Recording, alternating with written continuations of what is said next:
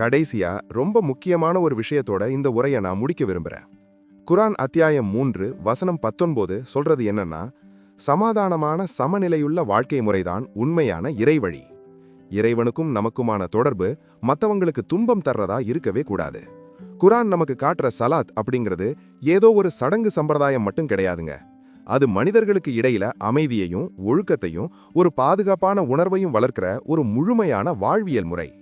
இன்னைக்கு வழிபாட்டு தலங்கள்ல நடக்கிற இந்த சத்த போட்டியும் வீண் பிடிவாதமும் இது எதுவுமே இறை தொடர்பை மையமா வச்சு நடக்கிறது கிடையாது.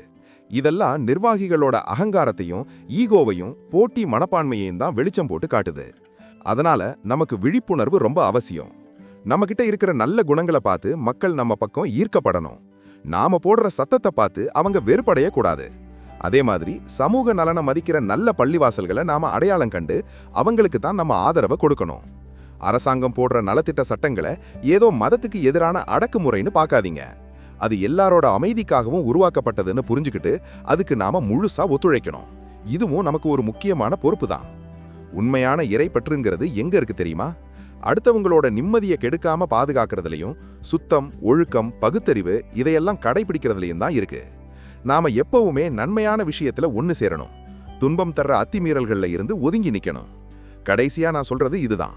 தப்பு நடக்கிறது தெரிஞ்சா சட்டப்படி அதை மாத்த முயற்சி பண்ணுவோம். மீதிய இறைவன் கிட்ட ஒப்படைச்சிருவோம்.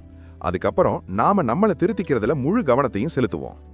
நாம சிறுக சிறுக சீர்பட தொடங்கினா நம்மளை சுத்தி இருக்கிற சமூகமும் தானா மாறும். இல்லைனா இறைவன் நம்மளை கொண்டு போய் நிச்சயம் ஒரு நல்ல சமூகத்தோட சேர்த்து வைப்பான்கிற அந்த இறை வாக்க நினைவுபடுத்தி இந்த உரையை நான் நிறைவு செய்யறேன்.